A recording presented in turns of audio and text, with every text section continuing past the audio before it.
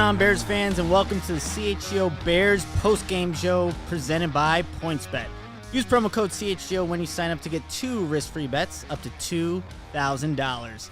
I'm your host, Nicholas Moreano, and I'm joined by Greg Braggs, Kevin Kaduk, our awesome producer, Lawrence. And we're all here to break down the Bears' 21-20 victory over the Cleveland Browns to close out the preseason. You guys, what's going on? 3-0. 20-0 before playoffs, Bears. That was it came down to the couple last plays, but the Bears were able to pull it off and get that final victory, the final one in the preseason. And what's the stat again, Kevin, for the last time they went undefeated in the preseason? The first perfect preseason since 1994, the Ultra-back Raymond Harris Bears. Oh, my gosh. Made the playoffs. I was born that year. The last time they won a road playoff game. Born in 94. Born in 94. Nightmare. Born in 94. Yep. So we lived the Jordan days. Yeah, no, I can't. No, definitely didn't. Always blows my mind when somebody didn't get to see Michael Jeffrey. I don't know how many times we're going to be able to sit here and enjoy a 3-touchdown first half. It's not often as a Bears fan, so I'm actually glad that I'm able to be on this post-game talking about it, and I thank Adam Hogue for having a family wedding. He's glamping right now. Yes, and we figured out what that was in the preview show. So Sounds like a new TikTok trend. Glamping. You gonna go glamming? He's glamping. definitely an Instagram influencer after this. If you were not here for the pregame show, our man Nick Moreano made a pledge. He said if the first team offense scored 1 rushing touchdown and 1 passing touchdown, he would take a shot of Malört. He has since amended that to say, all right, I'm going to take a shot of Malört because 3 passing touchdowns does deserve that. So are we going to get this right out of the way? Or I think we should. And if you're watching, I don't know if you could see, there's 2 Malört shots on here. So Greg's going to be joining me on this just joyous little adventure that we're about to go on right here. I don't know why I agreed to this. Hold I'm on. terrified. I want to get a close up from here. Oh, I'm God. going to Is there a double trash film can nearby? Because I hear it doesn't go well Have a forever. cup. This is your first Malört shot ever. Okay, all All right. right, Greg, we're going to do this very Hey, slowly. there's 3 touchdowns every half. Yeah, Justin Fields. Why not? To Justin. There we go. Oh, that is just wow. Greg knows. How are we feeling? I'm feeling like I just took a shot of Malört. Oh, my goodness. Those are quality Malört faces, gentlemen. Good work. It's just going to stay there. It's not going to go away. Do you get any Malört stuck in your mustache, Nick? I hope not, because I don't want that smell, the taste, the Holy. state, the link. Oh, it's still there. Yep. People love this? Oh, my God. I would. I Why? hear people talk about this all the time. Why? Oh, Greg. Well, we got it out of the way. We still got a whole post-game show to do. Oh, my You know what I said? I didn't know if it was good because I was like, when should we take the shots? I thought, well, you're going to have to drive at some point, so I don't want you taking it like 5 minutes to go. Yeah. I wanted you. Dude, this is bad. Like, I don't. Oh, Are you going to be all right? I hope so, but it just look. Greg's face is saying it too. I'm a whiskey guy. I don't drink beer. I only drink whiskey, mostly Crown, sometimes Jack. Used to be the other way around. The worst shot I ever took was a shot at warm Jameson in a Comiskey Park parking lot back in the day. So if I can handle that, I think I can handle a little Malört. But A lot of people are going to have to be drinking Jameson in the Comiskey Park parking lot tonight. Hey, they're coming back. It's 7-5. Are they? 7-5 now? Oh, Let's go, good. White Sox. Oh, Come back. We all know how that's gonna end. Troy says your mustache just grew an inch.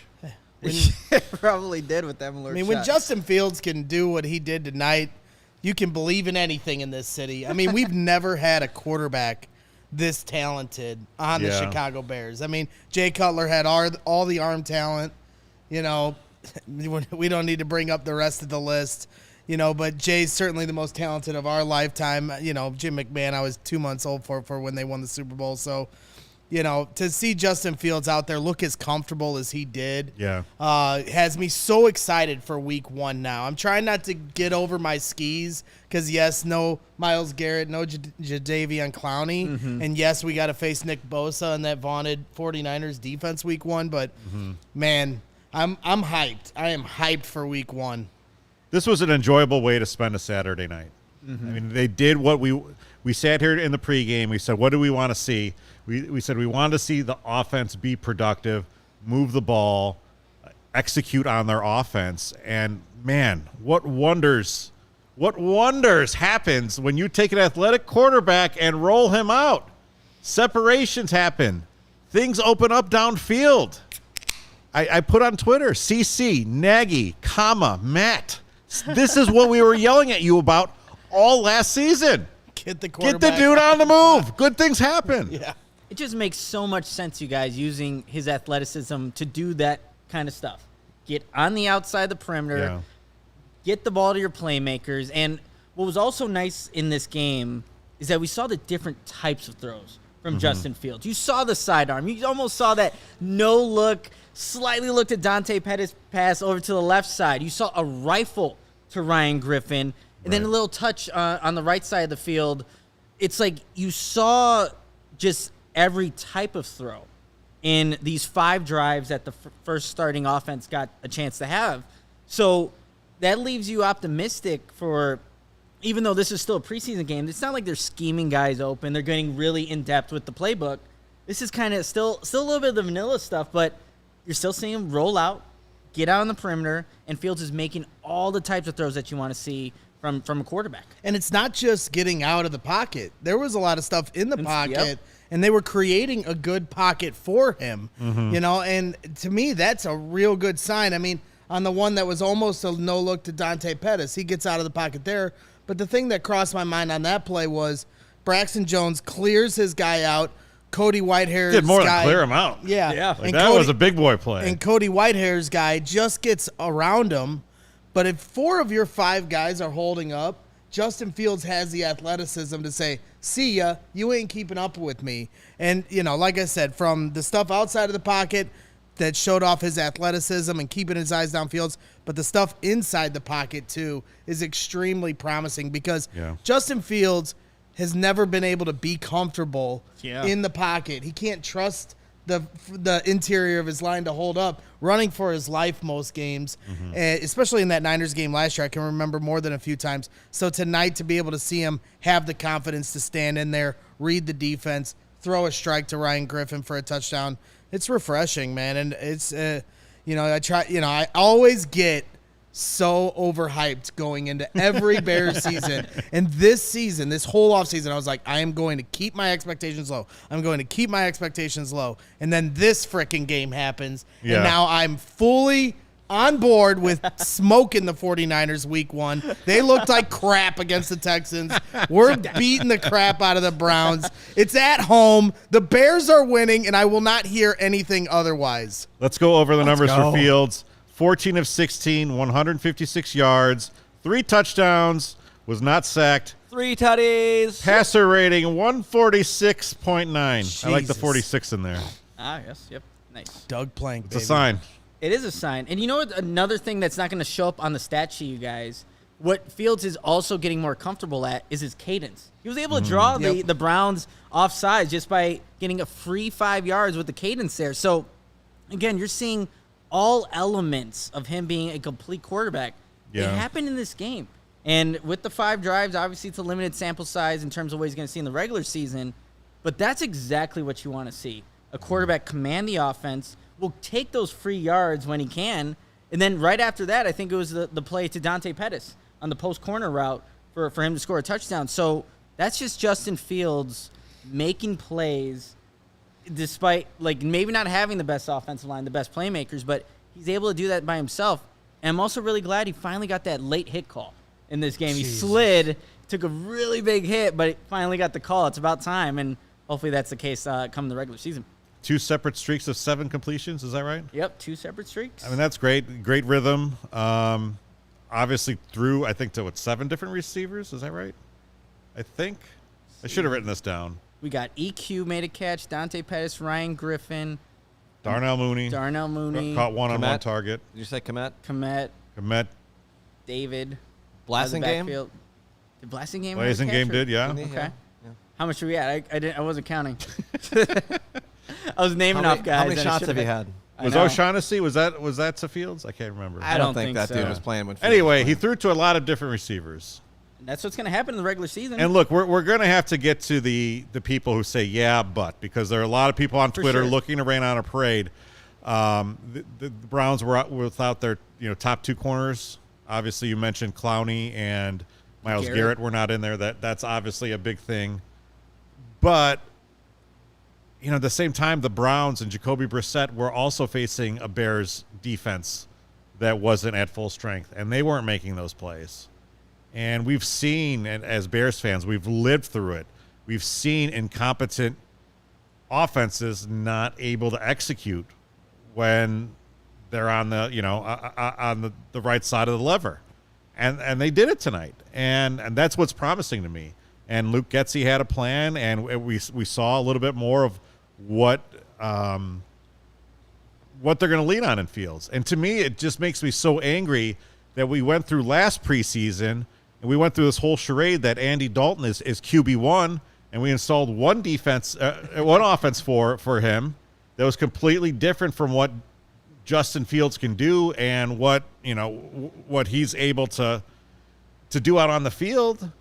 And had they done this, maybe Matt Nagy and Ryan Pace are still here. And they were so stupid and pig-headed that they had to stick to their plan. And now we actually have a head coach and an offensive coordinator that's going to play up to Justin Fields' strengths. Yeah, they certainly should have just stuck with Fields all the way through thick and thin of a rookie's ups and downs. But I doubt they're here because Matt Nagy did not understand how to run the ball. This is a guy that said, I didn't come here to run the I formation. And this new coaching staff has a fullback out there creating holes for his running back. Yes, the David Montgomery run got called back. I saw somebody in the chat say, I'm worried about the holes being opened up for the run game. David Montgomery found that hole and then had a huge cutback. Yes, it was negated by a hold, and they got to clean that up because you got to be able to set that edge. But at the same time, you see that play, and, we haven't gotten to see David Montgomery in this offense yet. And there he is tonight, and he had a few runs where you were like, here we go. It's exciting, just to finally get to play to the strengths of what your team is. That's what we've been begging for the last few years, and especially last year once we got Justin Fields. And it seems like this coaching staff is going to do that. Yeah, this coaching staff does a lot of things that make sense. And I know that's weird to hear from as a Bears fan. Like, they're doing things that make sense. Like, when's this going to stop? It's hard to trust. It's hard to trust, and you don't know how long it's going to go for. But they do seem like this coaching staff, they just get it. Let's play to the players' strengths, and we'll build off of that. Another thing that I really liked in this game, and obviously you're going against, like we mentioned, Browns defenders that are not the top guys out there, but still the Bears were during this game, there were times where it was 1st and 20 after that Ryan Griffin holding call.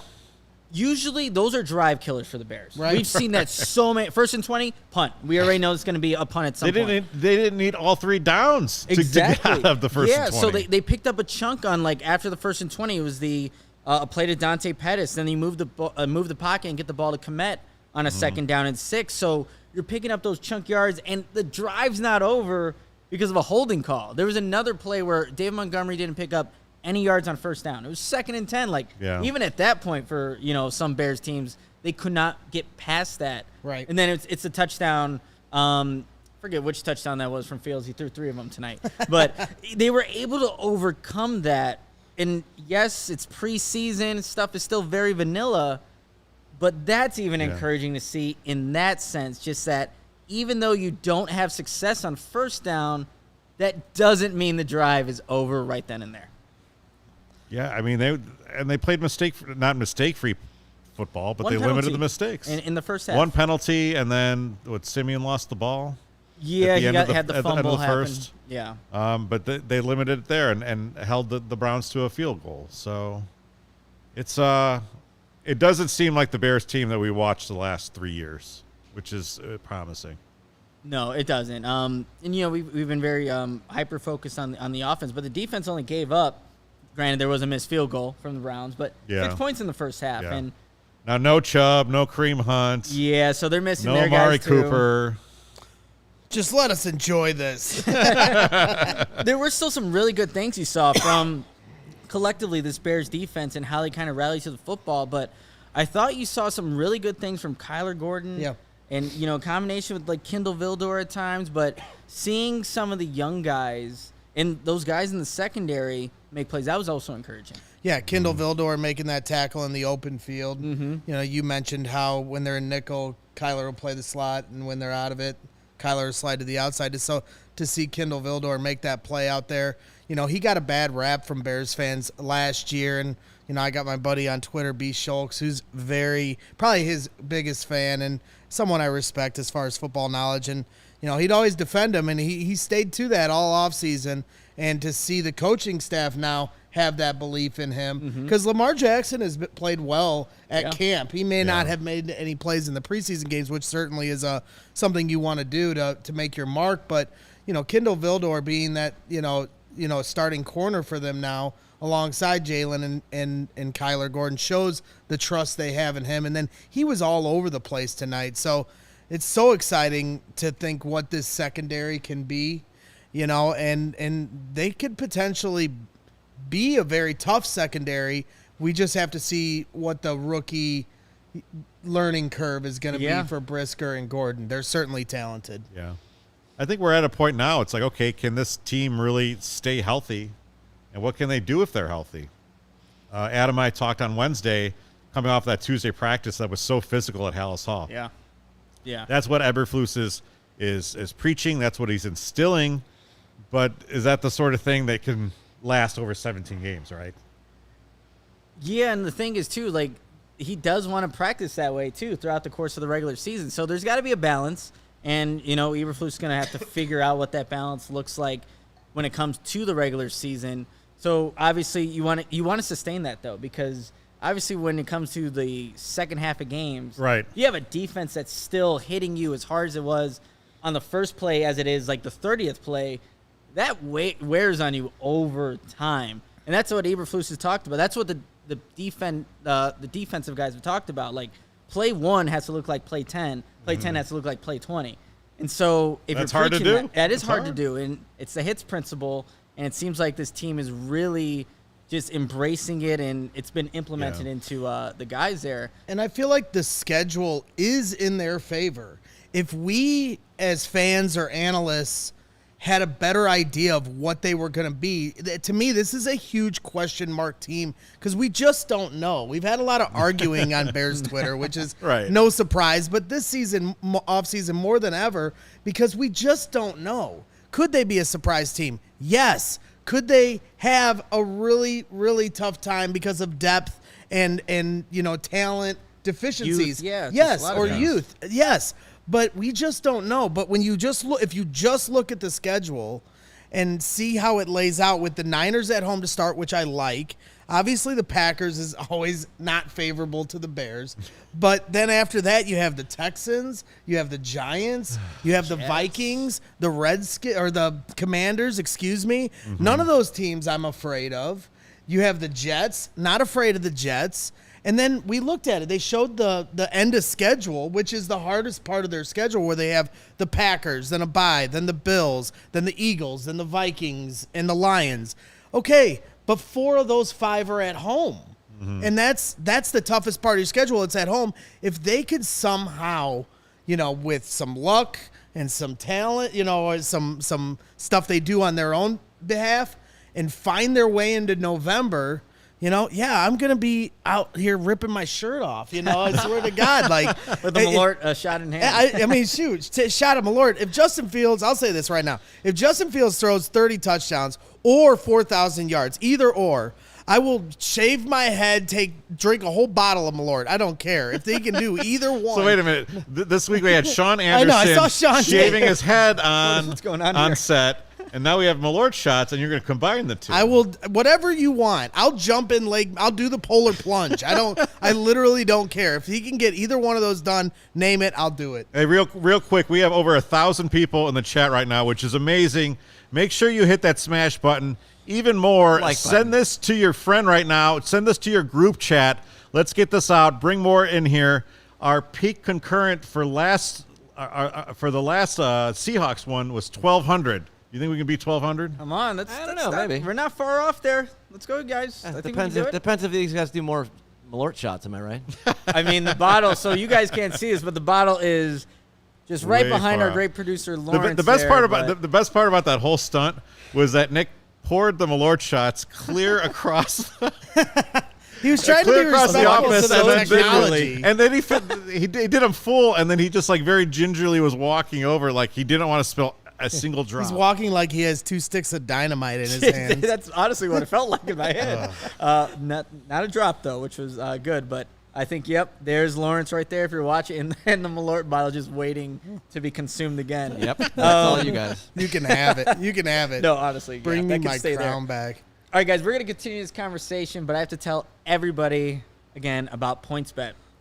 PointsBet Sportsbook is counting down the days until the football season with a new offer every day until the season kicks off. From now until September 8th, PointsBet Power Hour will unlock a new daily offer from 12 to 1 p.m. Central Time. Sign up for PointsBet now using code CHGO to also get risk-free bets up to $2,000. Don't miss out on your chance to get daily access to free bets, boosted odds, and so much more now through September 8th. But that's not it. If you make a $51 or more first-time deposit, you'll receive a free CHGO membership, which unlocks all of our web content, and you'll even get a free shirt of your choice from the CHGO locker. If you're watching the show, you see all of us are rocking our CHGO shirts. Got the Bears ones represented, the CHGO one over there. So there's a lot more on the website, so definitely go check that out. But if you download the PointsBet app today and use that code CHGO to take advantage of this limited time offer. Don't just bet. Live your bet life with PointsBet. If you or someone you know has a gambling problem and wants help, call 1-800-GAMBLER for crisis counseling and referral services. Beautiful. All right, you guys, let's keep breaking down this game, and where I kind of want to take this discussion, we saw some wide receivers maybe make a case for themselves in this game. Absolutely. And, specifically Dante Pettis, you guys. Right. A guy that maybe coming into this game on the fringe of making this 53-man roster, but I don't know, Greg, for you, did he do enough to make the 53? Has to. A guy that has experience in this league, and then you see the, sitting down in the zone, or however you want to say it, when Fields is scrambling. As you mentioned, the scramble drill eluded the Bears so much last year. And there's Fields on the outside and kind of, puts his eyes one way so the defense will flow, and then he hits Pettis on the sideline. And then, of course, the nasty move he had for a touchdown to show that route running capability. And, like I said, the veteran experience, you combine the two, and he should be a roster lock, in my opinion. I like that you touch on his experience. What Dante Pettis is, right? And Ryan Pohl's strategy was clearly to, take as many lottery tickets as possible. And you really don't know right now what EQ or Pringle can bring, right? EQ finally gets in the on the stat sheet today, 1 catch for 18 yards. So that was nice to see. I think he had 2 targets, but you still don't know. I mean, he's got 37 career receptions, 1 touchdown. So if you keep Pettis around, and he's obviously capable of doing a lot of things. I think he was probably going to be on the roster anyway, but I think tonight definitely cemented it. Hey, check this comment out from Steven. What do you think the odds of a receiver that meaningfully contributes this year isn't on the roster already? What do you think the odds of that are? Ooh, I think the big one that people are kind of talking about right now is Denzel Mims from the Jets. And obviously, being in his situation with the Jets, I wonder even where he would even be in the mix with these current Bears wide receivers. And obviously very young, talented, but it could be a possibility. I think there's going to be some surprise cuts everywhere in the NFL. And the Bears that's not a position where they're loaded, right? They're the exact opposite of that. If Darnell Mooney were to go down, all hell breaks loose for the Bears wide receivers. But I don't know why I laughed at that. But that's actually the worst thought I could think of. Yeah. But that's the thing. So it wouldn't be too surprising, but meaningful.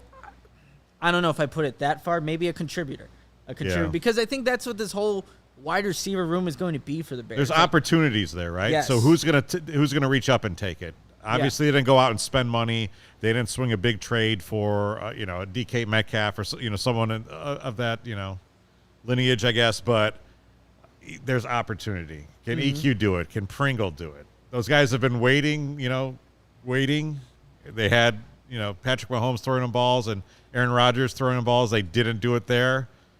Can they do it here? I don't know.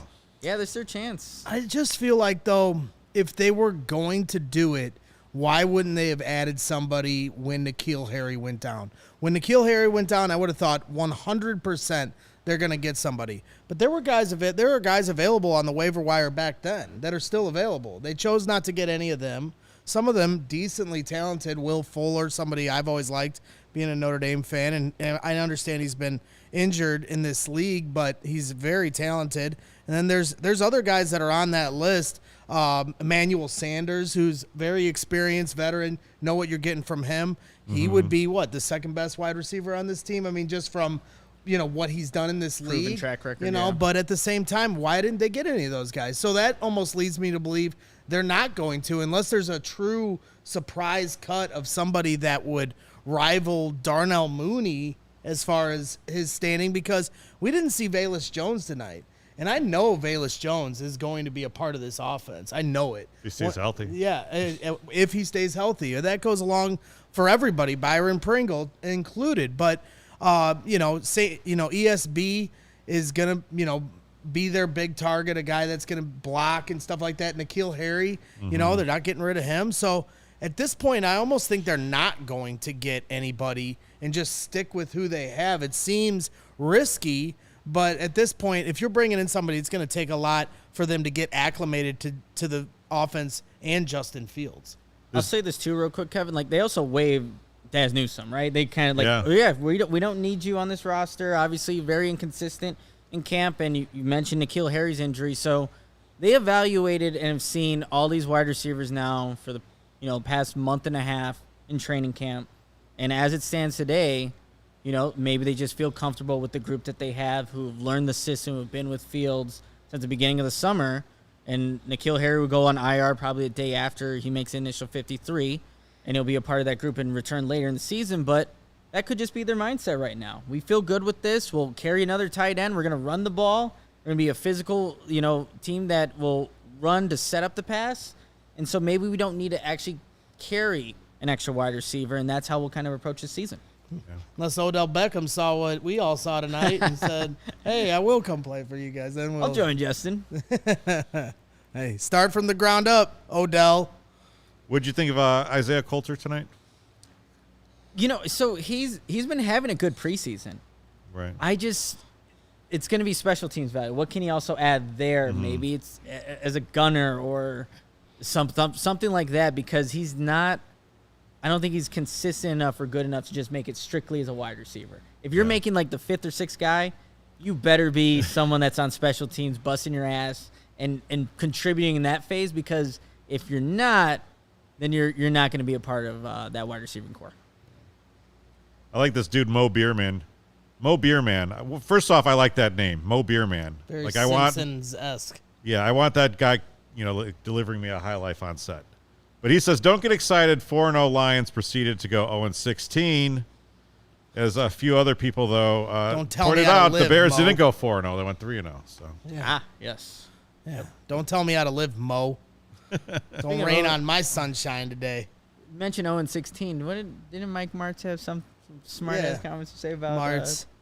Old Martzy. you should have called up Mike Martz for tonight's show. Oh, that would have been great. Hey, Jeff Cumberland here. He says we need to have like and donation goals for shots.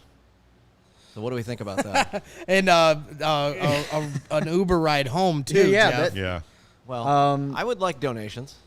I would do a shot for, Unless we're having a what? slumber party here. I don't know. How much in Super Chats? What do you think? 50? Oh, wow. I mean, not one person. I did it for 5 last time out of the Smirnoff bottle. That's Remember? you. I'm producing the show here. I got a lot of shit to do back here. Well, I won't be here. I'll usually be at the stadium, so you guys do whatever you want and take your shots. So, like, another $5 Super Chat would get you a shot since you are here right yes. now. But for me, it's 50 total. Anyone else? Anyone have any numbers?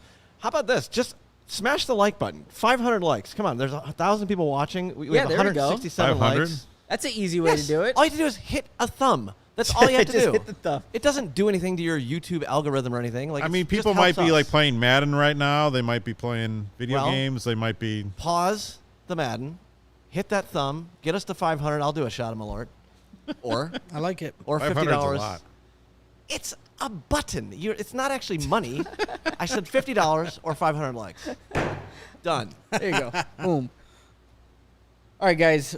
Kind of going back to this game, I saw some individual just effort that I think is. It was on a second down play, Greg. We were kind of talking about it. It was number 6, Devontae Harris, he just barreled himself into one of the offensive players. And again, Devontae Harris probably not making the roster, you guys. Mm-hmm. But he was able to bounce the initial offensive player into the ball carrier. Yeah. And it sets up like a 3rd and 2. And the Browns didn't end up getting the 3rd down conversion. And it's like those kind of plays right there are symbolic of what Matt Eberflus wants to see out of this team. You saw Travis Gibson late in the 3rd quarter track down a ball carrier from the opposite side to get, the ball carrier. The effort is there. After the play is over, after an incomplete pass, you're seeing players swarm around the bouncing football.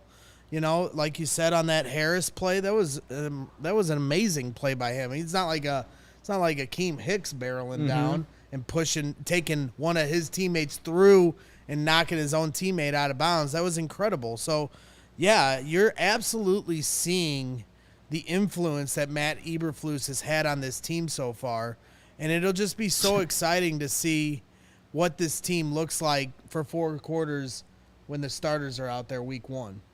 Yeah, no doubt about it. I think that's going to be huge. If this team is actually going to make surprises this season, I think it will be because they do buy into this. And so far they have. Mm-hmm. But when it's maybe the middle of the season, maybe the record doesn't look exactly where they want it to be, I wonder if it gets a little tougher to, keep putting that effort every single time to make the first snap look like the 50th snap in a game. It better. And they want to be here next year. The culture is starting to be established, and that's the only way that maybe we'll see a difference in these Bears teams if they can actually consistently put that effort in games. Because if that happens, then you guys, and maybe, like Greg was saying, there are some surprises. Yeah. And then this Bears team can actually, make a name for itself, even in a very, in Matt Eberflus' first season with the Bears here.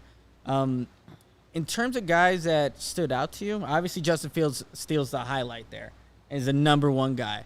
Is there anybody else that kind of you looked at in this game? Okay, maybe, we have to consider for the 53, or this is another trend in the right direction. Anybody that kind of stands out in your guys' eyes? I liked how, Ryan Griffin, the way he rebounded. He took that big penalty on the good Montgomery run, and then rebounds, runs a great route, and catches the touchdown on that same drive. Obviously, Cole Kmet is tight end number 1, but you want different looks there and different options from that position group. I like that.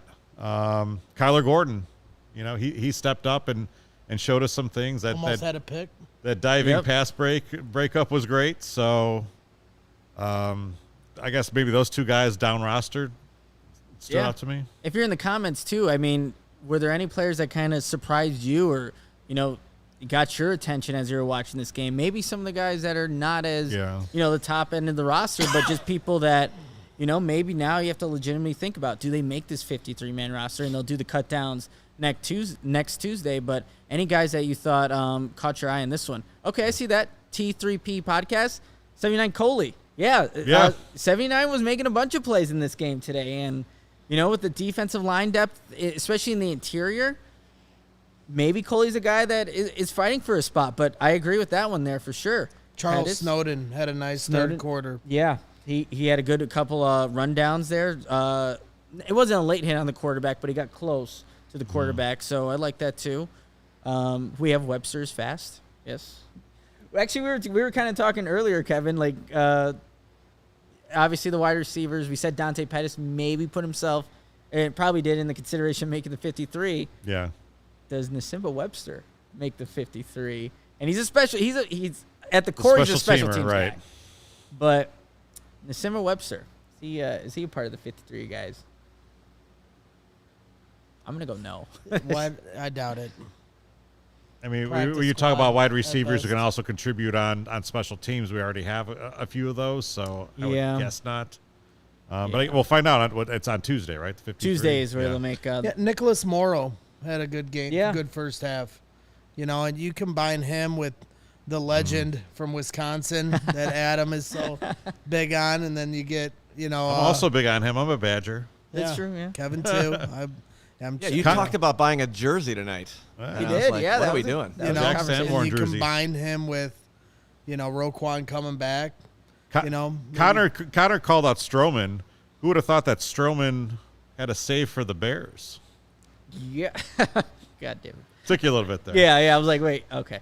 But he did have the interception, and then I believe, what did he do at the end here? He broke up the pass on the 2-point conversion. There you go. Yeah, on Javon Wims. On Javon Wims, who on Twitter, I congratulated Javon Wims for not punching anyone tonight. It's baby steps for Javon Wims.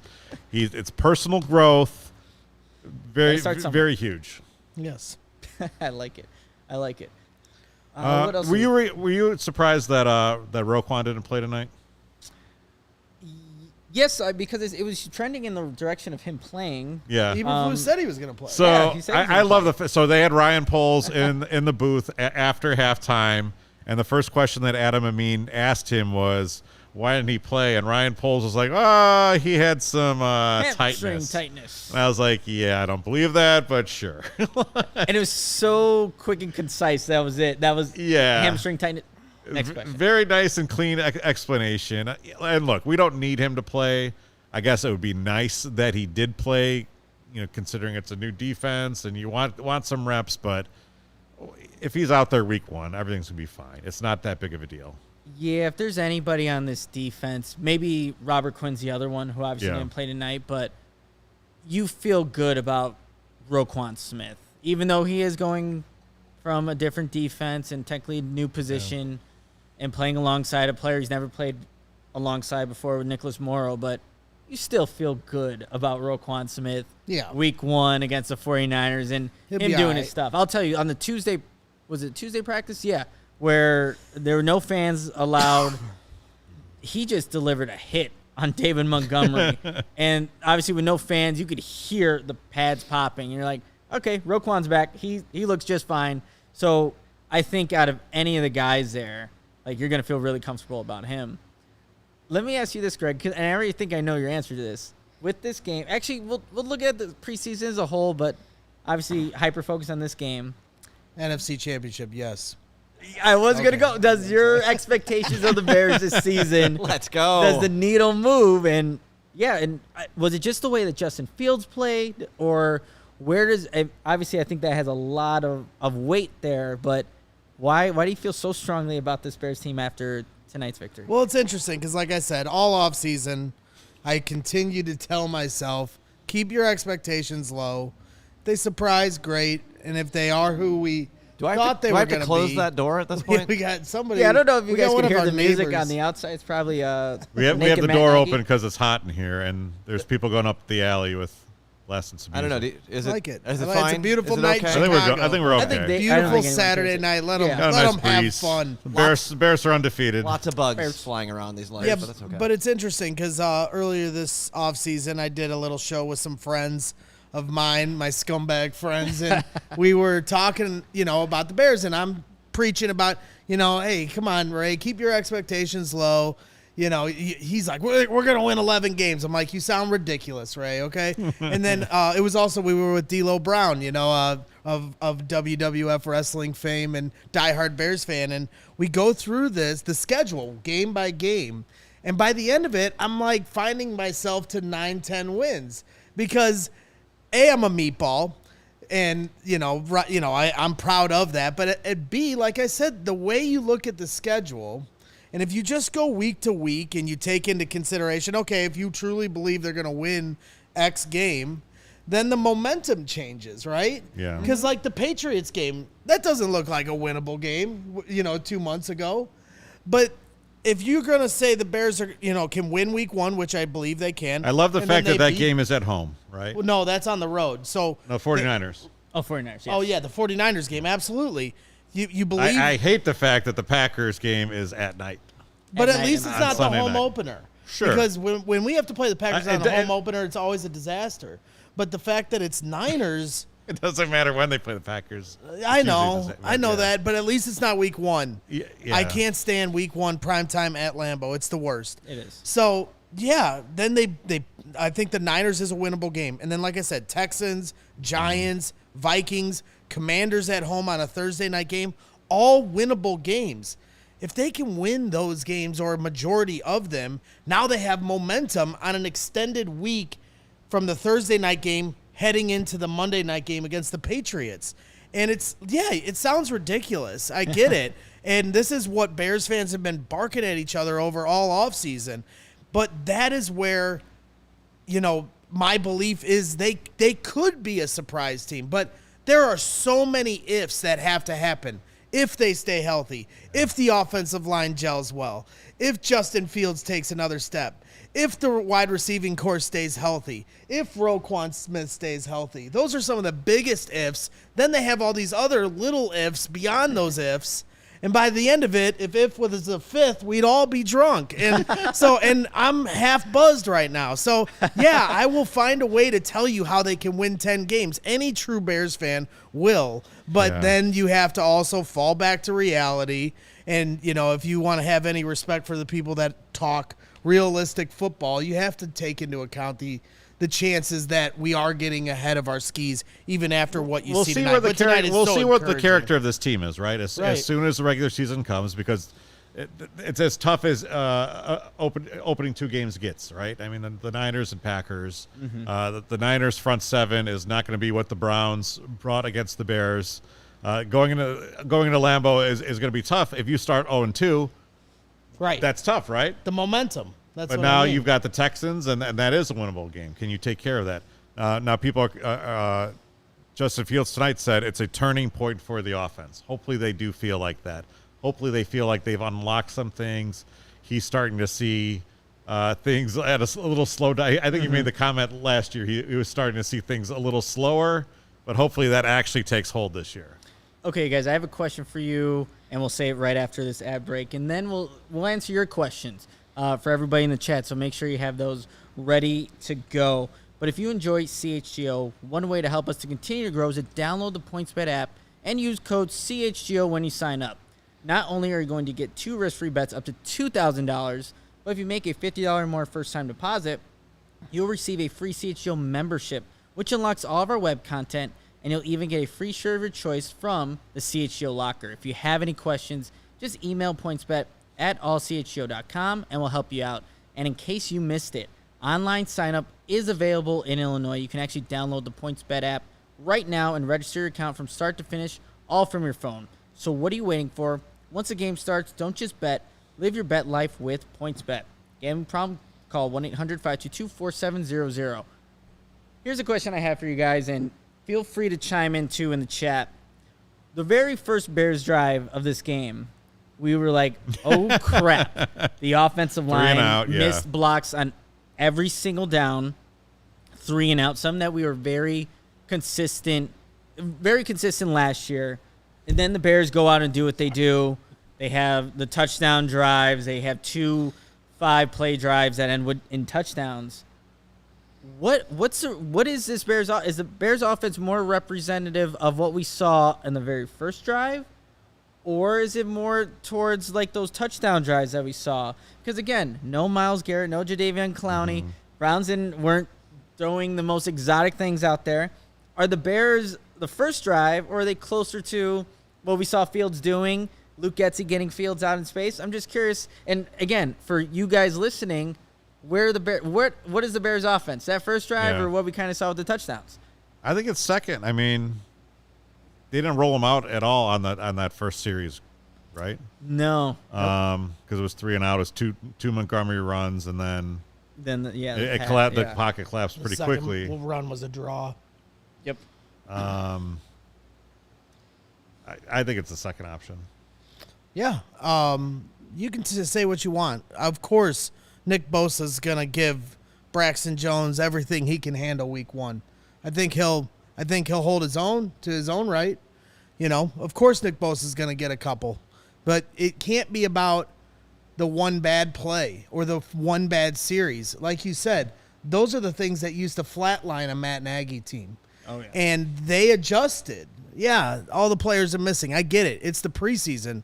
I see Matt Nagy's in the chat saying, it's easy to look good in the preseason. Not the Bears last year, Matt. So, and that carried over into the regular season. They did look good. They've looked good for all 3 games. They've looked disciplined. They've looked organized. They make adjustments. They have balance. They get outside the pocket. So, yeah, I see enough to have a semblance of confidence that they can go into week 1 and be competitive and maybe even win that game against a team that was in the NFC Championship last year. So, it is what it is. You don't want to, there's plenty of negative people out there. I understand trying to be realistic, but at the same time, if you can't get hyped after watching a Chicago Bears quarterback sling the rock like he did tonight, then turn off your TV and go to bed. Well, just wait till the end of the show. But then after that, turn off your TV and go to bed. It was fun, you guys, and I'm probably, more so towards those touchdown drives because I think that's what the Bears are going to be offensively. But I know there's going to be games, like you were kind of saying, there's going to be matchups that are not going to favor the Bears. Like Braxton Jones is an anomaly right now, being that he was a 5th-round draft pick. Now he's your left tackle, but there are going to be games where they struggle. But what I think we saw throughout this game with that starting unit for the 5 drives, their ability to overcome obstacles. That first drive didn't end up the way they wanted to. Let's go get a touchdown on the next drive. Holding penalty. Let's overcome that and still end up with a touchdown.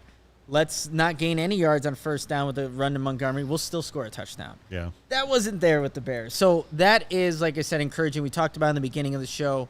So if the Bears can continue to find ways to overcome obstacles, they're going to come all throughout this season, then they actually have a chance. And that's where we're going to have to wait and see. Hey, we keep talking about who the Browns didn't have tonight.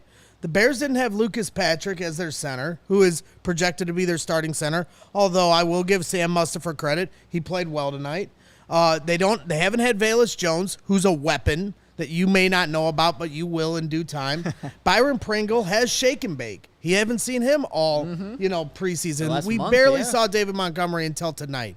So, yeah, the Bears have been playing without guys too, and like the whole litany of guys on the defensive side of the ball. So, I can puff my chest out a little bit. Do they have a tall order to surprise? Yeah, but it's not an impossible order. I like that. This is just the beginning, right? This is far from the finished project. Money. Ryan Poles did not say 2022 is our year to go for it to make the playoffs. Obviously, we saw that approach.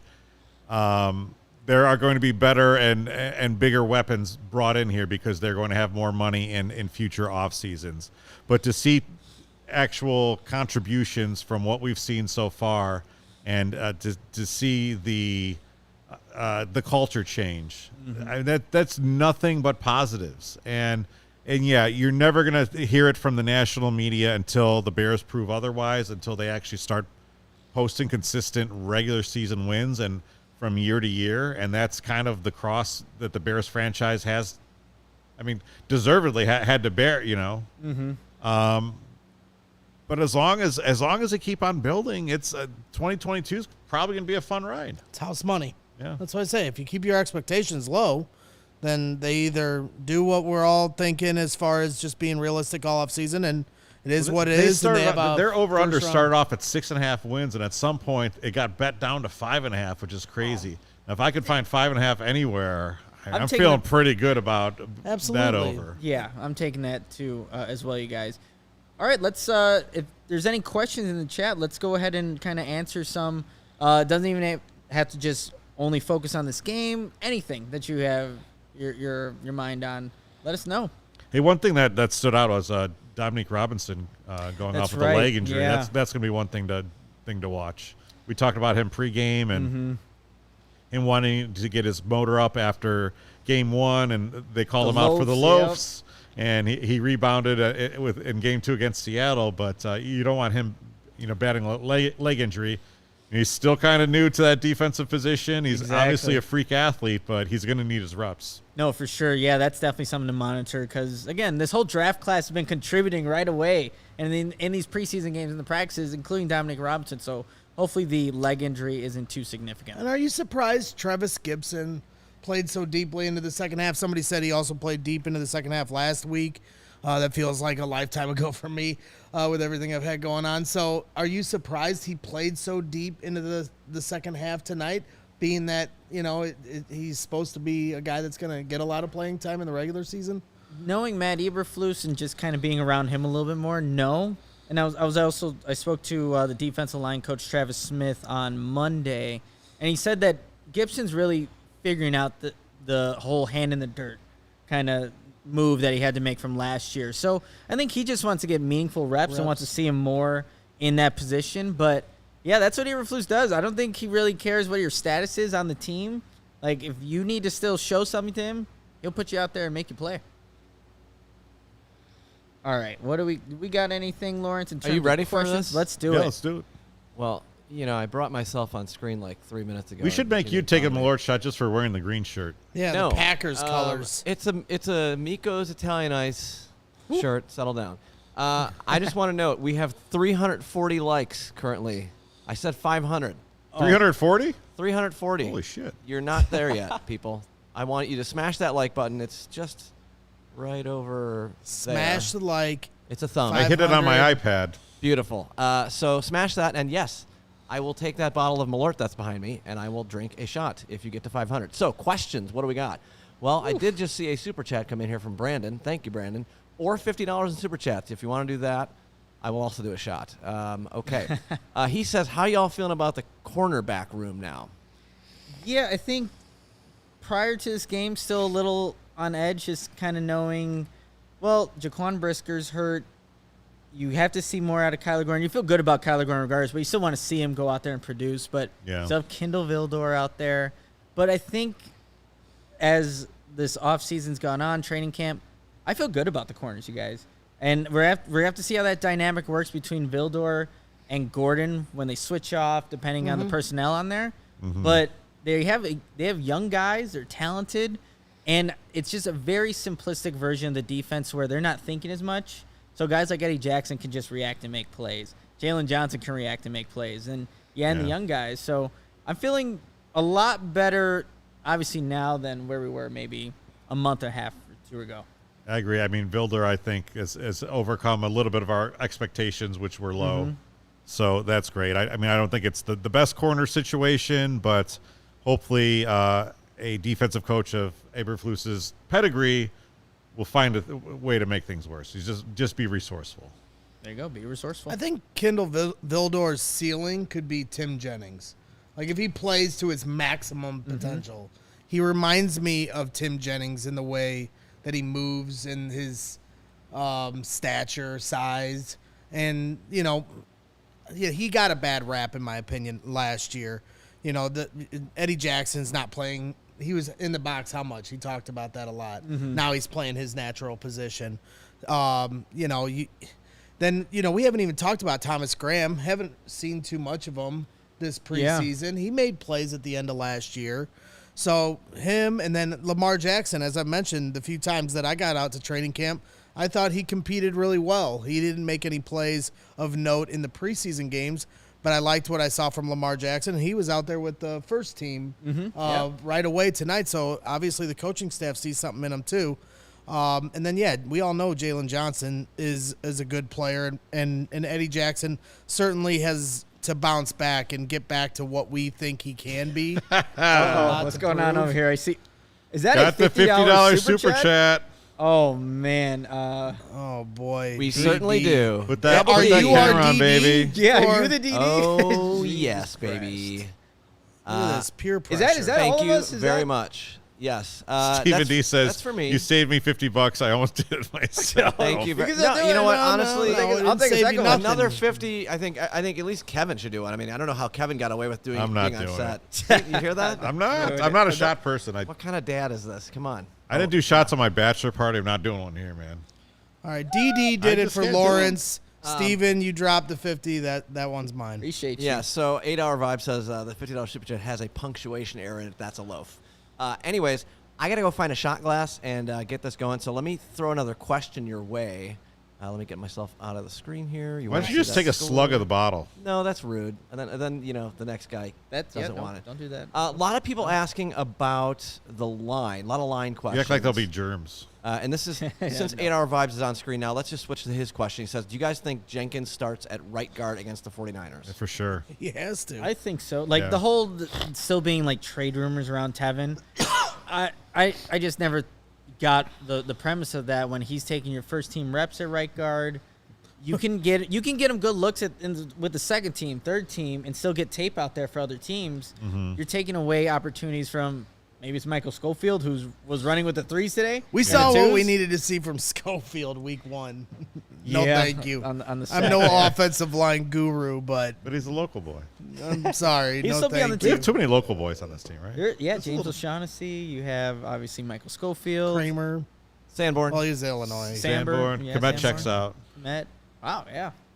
That's got to be something. But, yeah, there's no doubt Tevin Jenkins starts at right guard. And he said his press conference on Wednesday or Thursday that he's starting to just get a better feel for the right guard position. He said everything comes a lot quicker in terms of when you're trying to block somebody. Now you're more so in that phone booth, so to speak. But he's starting to get it a little bit more. And for someone that got thrown into the position 3 days before the second regular season game, Yeah. he's picking up on it pretty quickly. So that's good to see from the former second-round draft Hey, pick. one thing we didn't talk about was Fields scrambling, and then Phillips hitting him late, and we all thought, oh, here we go again. Fields is not going to get a flag, and I think Whitehair and It was Whitehair. Was it Sam Mustipher's? Whitehair and Mustipher right away. stood up for him, and then they did get the flag. Adam had a great rant after the Seattle one that went viral, saying, "Why doesn't Fields ever get the flags?" It was nice to see Fields get a flag tonight for being hit late. Yeah, no doubt. And that one wasn't. I don't think that was a way for the defender had time. I think to let up, but Totally. Yeah. He could have. Yeah, he could could've. have pulled the Brisker and Just flown dumb, over him. yeah. Jaquan Brisker had a really good play. It's where he scary didn't to do that. think that he almost is safer not sliding because of the way they're laying him out. I mean, that could put you out for a few weeks, with let's not try concussion. that. Well, I'm just saying, it's like at this point, the way these guys, it's like the league is headhunting him. I know it's not on purpose, but at the same time, it feels like it, and it just freaks me out. Chubbs is going after you, Nick. Yeah, thanks for the $2 super I know chat. where I don't Chubbs is quite going because understand. Chubbs has What is his been a name? loyal follower of mine for a long time. You have he no, talks he talks a tough game on Twitter, but he's got a big heart. Nick, he's going at you about the Packers thing, because okay. earlier in the offseason, and I've even said it. I have a defeatist attitude towards the Green Bay Packers and think that anytime we play them, we have a tough time winning. Mm-hmm. So, I think he's taking you to task, if I can speak for Chubbs here, because I saw it in the earlier chat too. Chubbs said, do you think that the Bears can beat the Packers now? I still think we're far from that. I mean, week 2 is not a favorable matchup. Then they play. I told him put money on it. Oh yeah, If he feels that confident, put money on it. And then they play on my birthday the second time. I'm like, I usually know how this ends. So I'm not quite there yet. We need to see after this second game. It's still very early on, but I'm not quite ready to say the Bears are beating the Packers. What, Greg? Let me ask you this: what is the minimum amount of Bears wins that'll make you real happy about 2022?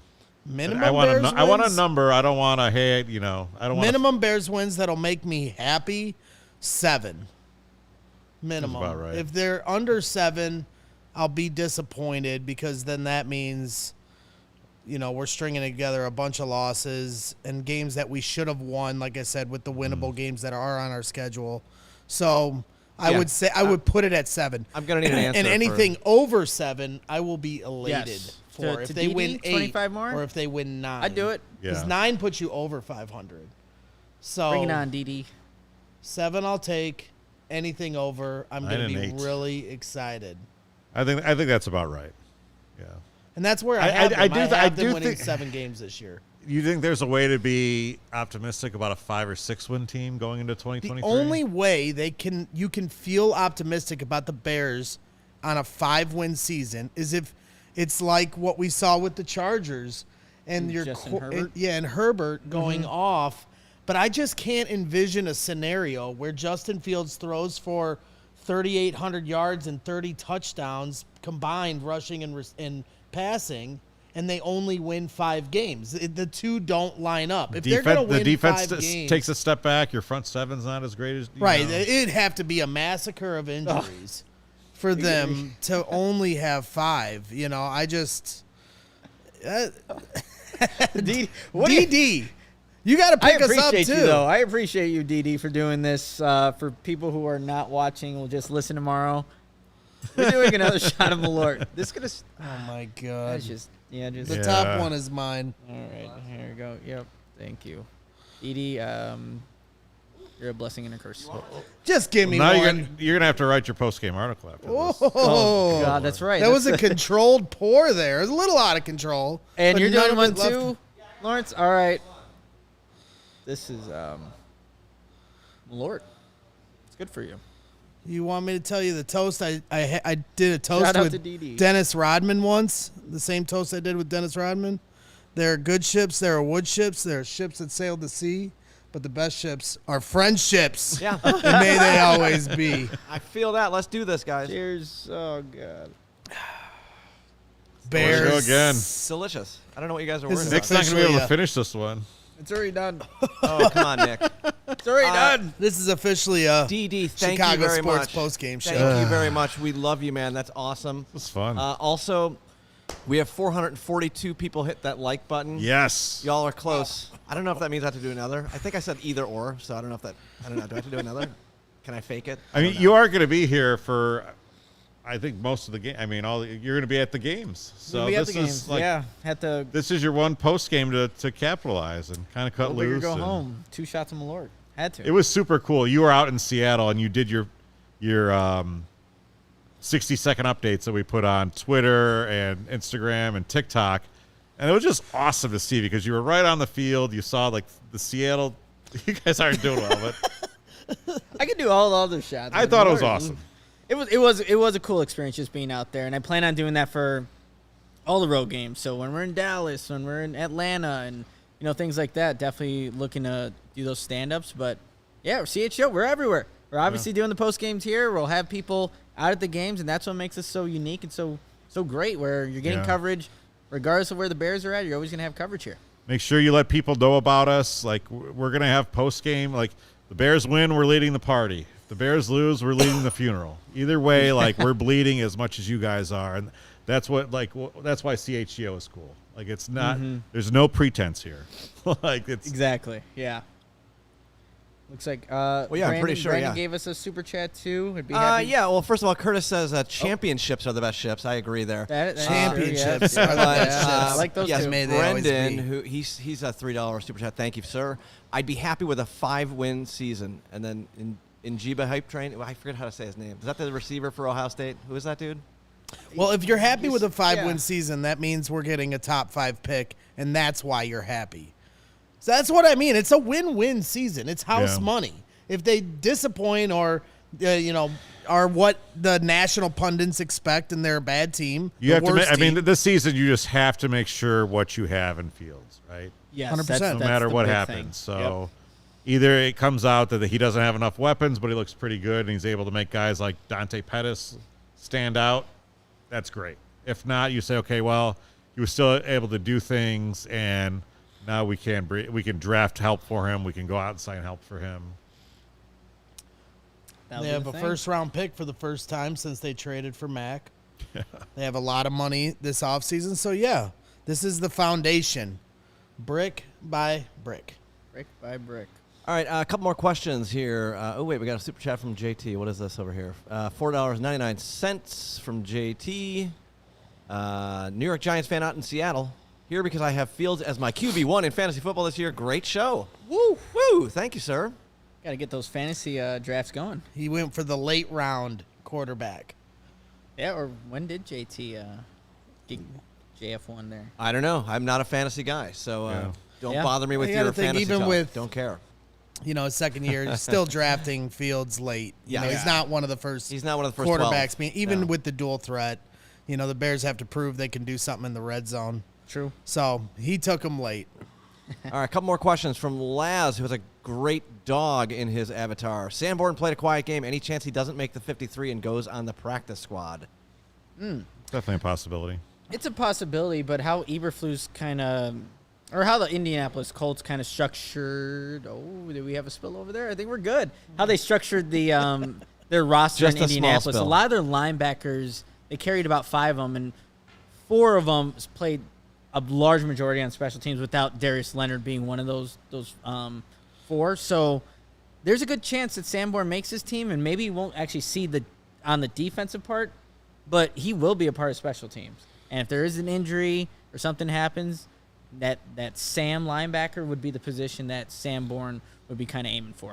Do you think they would expose him to another team picking him up? Yeah, see, that would be the thing. You put him on the practice, or yeah, if you put him on there. So, Oh, my God, don't let Adam Hogan to Hallis Hall if that happens. I think that a lot of Bears fans would be really upset with that. Like, the training camp heroes, like Sanborn's, up there. I thought Chris Fink would do a little bit more, where he'd be like that Tanner Gentry and Daniel Braverman, one of those types of guys. But Don't besmirch the name of Tanner Gentry in my presence. Yep, that's true. Sir. AJ has a question here. Who are some guys that you don't think will make the 53 that you hope they bring back on the practice squad? Well, let's say Darrington Evans. Okay, yeah. I really like what he's been doing this preseason. Him and Trevor Siemian have impressed, in my opinion. So you saw he got hurt at one point, right? And then he came back, yeah. He came back. Yep. That would be my pick for the practice squad. And I'd assume that they're going to have him on the practice squad because Ebner will make the 53. Yep. Correct? Yeah. So they're going to have a running back on the practice squad, right? Or, I mean, Yeah, no, it's not that'd necessary. be, not a... be a very realistic option. So, yeah, Darrington Evans. That's who I want on the practice squad. I like this one question from G-Wit. What'd you think of Jim Miller saying 9 of the 11 draft picks will be contributors? I missed that comment. He wasn't talking about in 2022, was he? Was he? 9 of the 11, so I mean, that's not Doug Kramer. Kramer's and already gone. He's on IR. Zaire. And then Elijah Hicks maybe not being or Chitari Carter maybe. Man, that's credit to Ryan Poles, I guess. With Kyler Gordon, Jaquan Brisker, Bayless Jones Jr., Braxton Jones, Dominique Robinson, Zachary Thomas, Treston Ebner, Doug Kramer, Jatiri Carter, Elijah Hicks, and Trenton Gill. Yes. Yeah, so The only two that are. Yeah. Doug Kramer Kramer's hurt. and Carter's a backup. And backup. Carter. Well, Elijah- Hicks might be maybe special teams if he makes the initial 53, but He got a lot of looks in the first half. Yeah. I'd like to know a little bit more what Miller said. I missed that comment when he said it. Like, what does he mean by contributor? Like wearing a uniform? being on the field. Zachary Thomas, I don't know how much. That's is he another gonna- one too. Yeah, I mean, Yeah. I guess if there's injuries, maybe. Yeah. Lol, Matt So- Nagy, lol. Jim Miller smoking the same stuff. no Ghetsy injuries Rogers this year. Speaking of Lawrence. injuries, can we bring up the highlight from tonight that yeah. wasn't in the Did you Bears see that? game? The Ravens mascot. Did you see that, Lawrence? I think, The Ravens mascot. I'd rather not get a copyright strike on this. I think that was not NFL. Isn't it in an NFL footage? stadium? I don't think so. What was it not? Somebody at the caught game? it from the sidelines. No, but that's at an NFL stadium. That counts as NFL footage. the whole when you were We're- telling me that, Greg, We're doing Malört shots, and we got this guy over here playing by the rules. Well, I did spill my beer, so there's that. But Okay, well, you'll have to go to Twitter and watch the Ravens mascot being loaded onto the cart, which I shouldn't laugh at the man or woman who was inside that. Got It's pretty tackled by a freaking funny. kid. He was carrying the ball, and a kid tackled him. That Low sucks, cut, man. you know. I just like seeing a Leading mascot with on the his cart helmet. with the head on. Like, Yeah. just because That was the I mean, funniest part. that's- That Raven is just sitting there on the cart, and he's still got What the is head on. what does the Guess you gotta depth chart stick for the a character. mascot look like? Because that's not an easy job. Not anyone can Nope. They build up their personalities. They build up their repertoire of moves. Sure. You can't just blow out your ACL and just put some Joe Schmo you out can't there. put the No. intern in. Like, No, that's not how gonna it work. works. Nope. I saw. I mean, Next thing you know, that intern is firing off the hot dog cannon and injuring somebody. Then there was another mascot game. I think it was at the Buck Stadium, where the mascot or the 49ers, no, I think it was the Bucks, where he was stiff-arming kids to the ground as hard as he could. He doesn't want to tear his ACL because they're fighting back. The mascots are fighting back. Oh, Staley would give them that smoke all day long. Sure would. I mean, Benny the Bull definitely would. All right. Benny would, no doubt. First of all, I just want to, let's see here. Hold on. Let's get K9 on the broadcast here. He says he just subbed. Good job, guys. What y'all should do is take another shot. Facts. Well, I don't know about that. No more shots. No more. We're at 482 likes. Thank you, everyone. Wow, 482. DD says, Can we get to 500? Yeah, we could. Of course we could. We're not leaving until we get to 500. DD says, I saved $75 on bar tabs by staying home and watching you all. Happy to spend it to make you drink the divine ambrosia of the gods. I agree. DD, it was delicious. You're the man. I mean, man or woman. You know, I don't know. Check the tape. Did I make any Malört face? No, I just drank it. So, cheers to me. And I will spill less of my sun crusher. Revolution. Yeah, that's Better man another than I am. great 486. I just like. If anyone's wondering, come on, Braggs, you didn't do it already? What are we doing here? Greg's mom brought in cookies. We showed those on the pregame, and I was saying what pairs well with those cookies. I asked what kind of beer. You didn't know.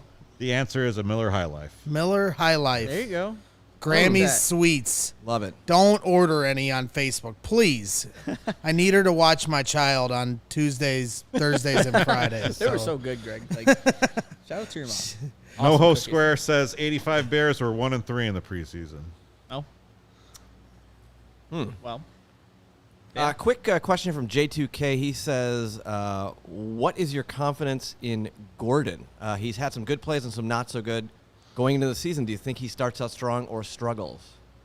He's going to struggle. That's a hard position to play. That's not a position that you just step in and it's like an NHL defenseman, right? You need games. You need reps. Right. You need to play at that next level of speed. It's very rare that someone comes in and dominates and is a true difference maker as a rookie cornerback. Especially with the pass rush. I mean, who knows, how fast if we had a dominant pass rush, then all of a sudden the secondary is lifted even more. They're very talented, but there's going to be a huge learning curve. You saw it last week when they had Kyler in the slot on third down and they took him on to the middle of the field for the first down. It was 1-on-1 and he got crossed up and he gave it up. He's going to have moments like that, and then he almost had a pick.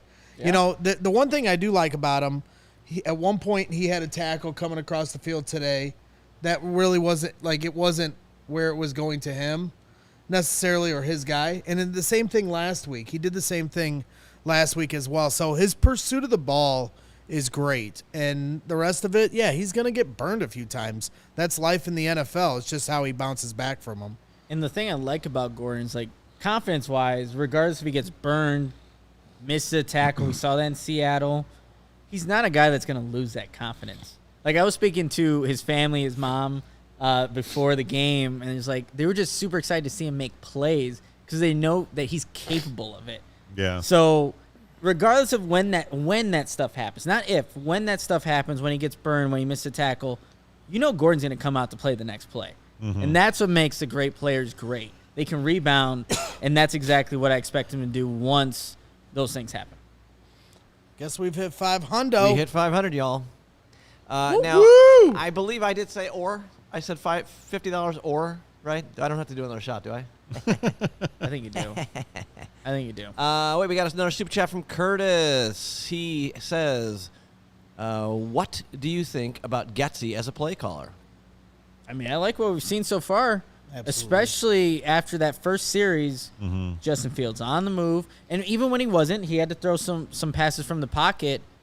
There was, guys that were running open. You had Cole Kmet run a wheel route, and we're like, guys are schemed open. Yes, there was a coverage breakdown, but he's still open. Yeah. Like, that wasn't happening enough when Nagy was the play caller and the previous regime. So it makes, going back to what we were saying right in the beginning of this podcast, like, it makes sense what this coaching staff is doing. Getsy's a part of that. And from what Trevor Siemian was saying in one of his press conferences, he's very calm, cool, and collective in the headset. So you don't feel like you're too anxious, but as a play caller, he knows where he's doing. And this is new to him, too. Like, this whole calling plays, this is new to him, but he seems to know how to do it, even though this is his first year actually calling plays. Yeah. Seems like he's got a good relationship with Fields, which is obviously matters a lot. The last thing we want to do is get into the Jay Cutler thing where he's got a new guy every single season, right? So far, so good. Yeah. Yeah, I like Luke Getsy. He's got good balance. He's made adjustments. There hasn't been many penalties. You haven't seen illegal motions or false starts, and things like that. So that's great. Scoring first quarter touchdowns, that's a plus. That's a good thing. Barely got to use tip of the iceberg when you're talking about what they've done in the run game. Yeah. They talk about how they're going to use Velus Jones as the gadget guy and do those Debo Samuel type plays. Not saying he is Debo, so no one freak out in the chat. I'm just saying they're going to use him in that same way. So we haven't seen any of those plays yet. I like how Cole Kmet looks like he's ready to take a step. He's still got to do it, but it looks like he's ready to take a step. Even tonight, didn't have any huge plays like he did last week, but even the little ones, like where they dump it off to him and he's fighting for a few more yards, So Cole Kmet's ready.